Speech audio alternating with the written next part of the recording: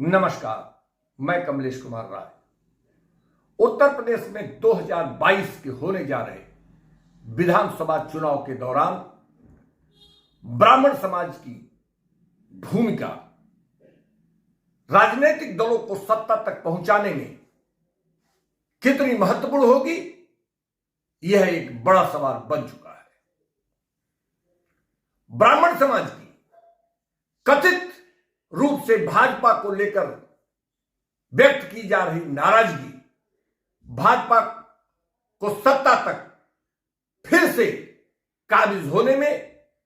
कितनी दिक्कतें खड़ी करेगी, यह भी एक महत्वपूर्ण सवाल जरूर है।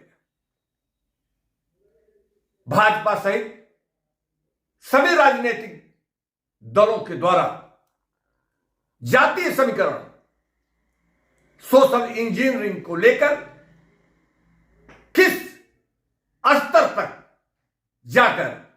जोड़ तोड़ करने का प्रयास इस विधानसभा चुनाव के दौरान किया जाएगा, यह लोगों में चर्चा का विषय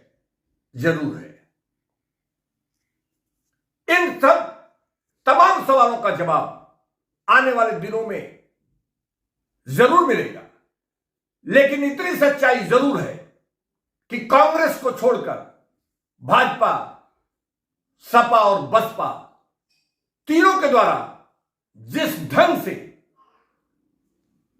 जातीय समीकरण के जोड़ तोड़ की सारी हिकमतें आजमाने का प्रयास किया जा रहा है, वह किसी भी ढंग से राजनीति के लिए, एक स्वस्थ समाज के लिए बेहतर नहीं माना जा सकता। कांग्रेस को छोड़कर कहने का तात्पर्य यह है कि जो कांग्रेस पार्टी दलित, मुस्लिम और ब्राह्मण वोटों के बदौलत पिछले 70 वर्षों तक इस देश में सत्ता तक पहुंचने में हमेशा कामयाब होती रही है, उस कांग्रेस का उत्तर प्रदेश में जन समर्थन लगभग खत्म हो चुका है। हालांकि कांग्रेस की महासचिव प्रियंका गांधी द्वारा बड़ी ही जद्दोजहद की जा रही है फिर से अपनी ताकत को वापस करने के लिए। जातीय समीकरण को किस ढंग से और किस स्तर तक जाकर जोड़ तोड़ का प्रयास किया जा रहा है, यह एक छोटे से उदाहरण से समझा जा सकता है। उत्तरांचल की पूर्व राज्यपाल बीबी रानी मौर्य, जो वर्तमान में भारतीय जनता पार्टी की राष्ट्रीय उपाध्यक्ष हैं, उनके नाम के आगे जाटो शब्द जोड़ा गया है। यानी कि पार्टी के द्वारा यह बताने का प्रयास किया जा रहा है कि बीबी रानी मौर्य जाटो है, यानी अनुसूचित जाति से आती है। और बीबी रानी मौर्य ने भी एक नेशनल टीवी को साक्षात्कार के दौरान यह बताया गया कि जाटो इसलिए लगाया जा रहा है उनके नाम के आगे कि उत्तर प्रदेश में मौर्य पिछड़ी जाति में आते हैं और वह मौर्य लिखने के बावजूद वह अनुसूचित जाति की हैं। ऐसे में उनके लोगों में कोई भ्रम न पैदा हो, इसलिए बीबी रानी मौर्य जाटो लिखा जा रहा है। पार्टी बड़ी मुस्तैदी से बीबी रानी मौर्य जाटो लिखवाकर पूरे प्रदेश में उनकी सभाएं और कार्यक्रमों को बड़े ही मुस्तैदी से करवा रही है, जिससे बसपा सुप्रीमो